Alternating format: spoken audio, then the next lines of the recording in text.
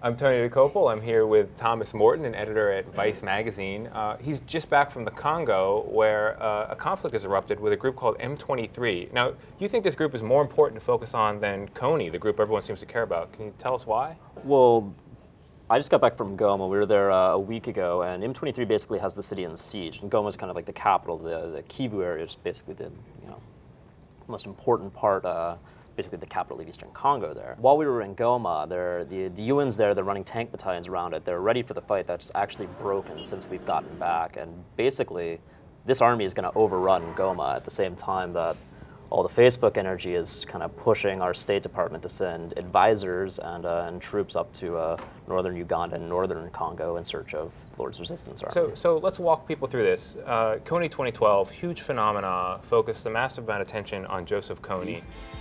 In order for Kony to be arrested this year, the Ugandan military has to find him.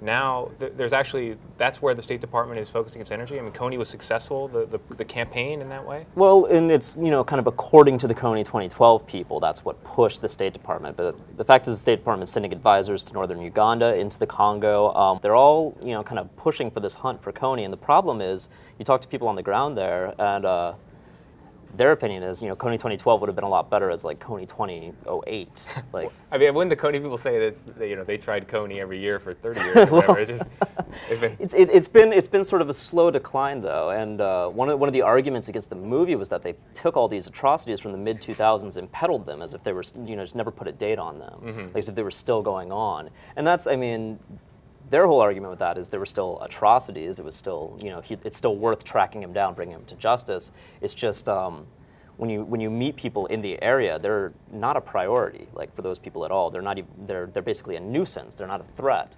And there's a real threat going on right now to the south of that in M23.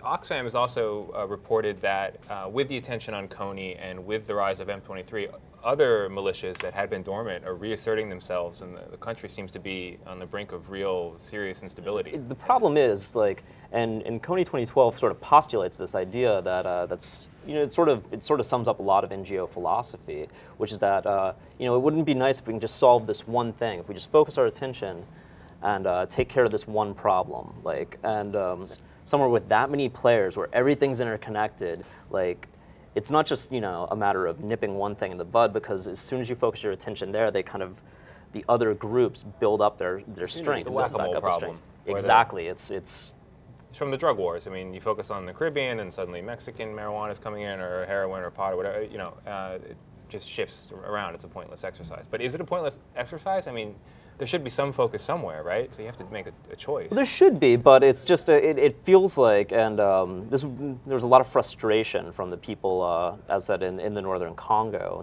who are basically getting the help they wanted 4 or 5 years ago now, that it's, it's too much too late. And everybody there was concerned for basically their colleagues in the south who are now being just inundated by these M23 groups. So Vice has been on kind of a world gloom tour, taking us via camera into some pretty hellish places. What can we expect to see in this video when it's released? What you can expect not to see is a bunch of fearsome LRA child soldiers, because those are dead weight, and their whole army is in survival mode right now. We met people who had been kidnapped recently, and Kony's army is notorious for that, for abducting people, making the women sex slaves, making the children, or the male children, into soldiers. And the thing is, they don't do that anymore. They kidnap people for a day, and they get them to go find them food, and then they go to sleep and let them leave. It's not a very, they're not the army they used to be. I think that's a good place to leave it. That's all the time we have. Thanks for joining us.